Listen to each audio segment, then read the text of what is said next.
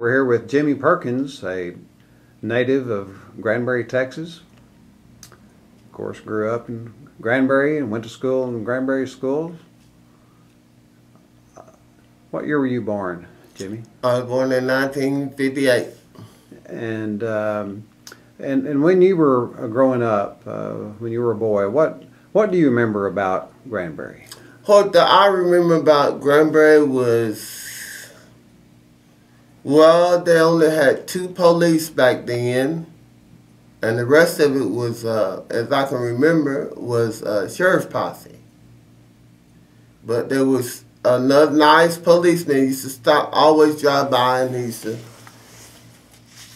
because my mother, she knew of, every town that she worked for people, and his name was Owen C. Baker.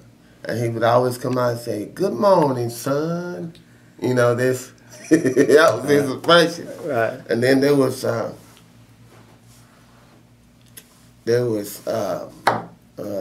other sheriff they had was, oh, darn it, it's right on the end of my tongue.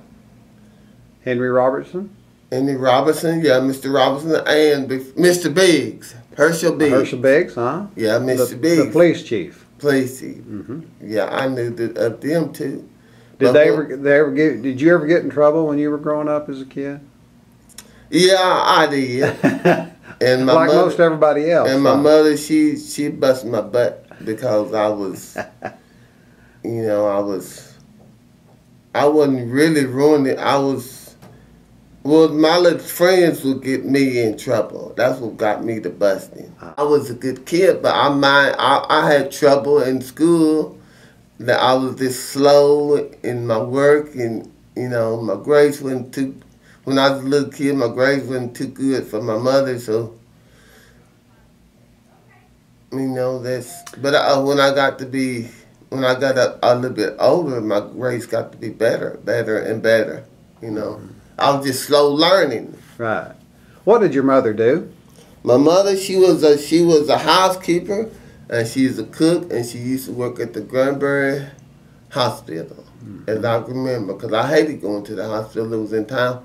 I was going there away every time I went there. They shoot me in the tail end with a needle, and I didn't like that. But one thing is when I caught the yellow jaundice fever.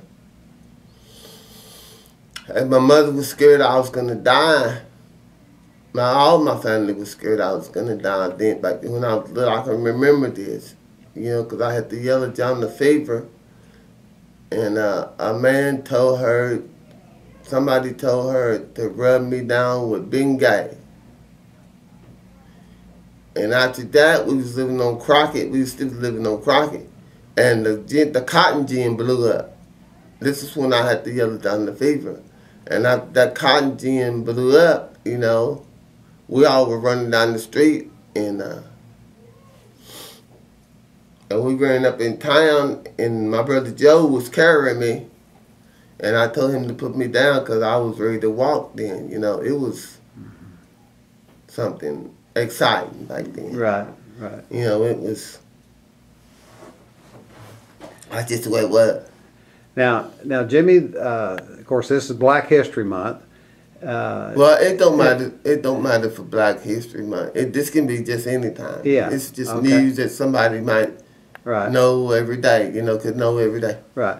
But growing up, Jimmy, now there weren't too many black families in Granbury or Hood County at the time, right? No, there was not. None that I know of. But just our family, and then there was Miss Stevie, because she's babysitted me. My mother paid to babysit me how she worked at the hospital. And there was Miss Minnie, which was Wayne Anderson's, Pauline was kin to, they was cousins or something, around in there. Right. Back then. And then there was Solomon Turl and Pete, who lived down there down there by the railroad, and they was good friends of the family too. They used to always come by. And then there was the Leonards. Right. That lived on Crockett too. Right. My older brother married Ludine Leonard.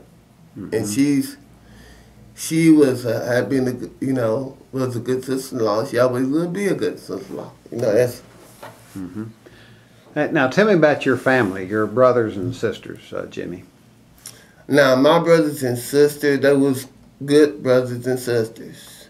Tell me their names and what they did.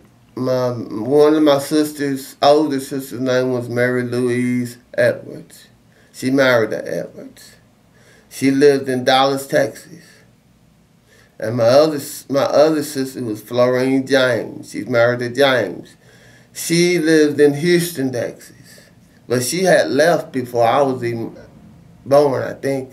I think I might have been born or something, but she left when she was like 15 years old, to go find a life, because there wasn't much to make a life back then. You had to go to the big cities or something like that. But and she became a real great certified nurse. And her daughter is a good nurse, Lene. And Natalie, they got good jobs and they got a good name. And their fathers got a good name too. And your brothers? And my brothers, well, there's, Joe, he still does concrete. And when Joe was coming up, I don't know, if he might have had a hard time like I did, because, and Alan and Willie, what they did, they went in the service. Willie went in the Army and Alan went in the Marines. Mm-hmm. Mm-hmm. And when Alan came home, I couldn't recognize him because he was so all bandaged up and everything. Mm-hmm. I can remember him walking up the step. I mean, he was in the wheelchair, wheeling up the step, and I couldn't recognize him. I had to go in there and get my mama to see who that was, and that, because he was all bandaged up. And of course Johnny. And Johnny, he was going for. He had told me back then in high school, as you went to school with him, Roger. Y'all graduated what, 73? Mm-hmm. Mm-hmm. Okay, but back then, he was a real great athlete, and he always would be in my heart. I didn't just love him just because he was just, because I loved him because he's my brother anyway. Love all my brothers. That's just the way it is. I don't see them much now, because they're busy and I'm busy. But I maybe tonight, I'll probably see some of them at the Black History deal in acting that they're having. Oh, yeah. So. Well, thank you, Jimmy. It's been a pleasure knowing you all these years. You're a good guy. It's a pleasure knowing you too, Mr. Roger Enlow.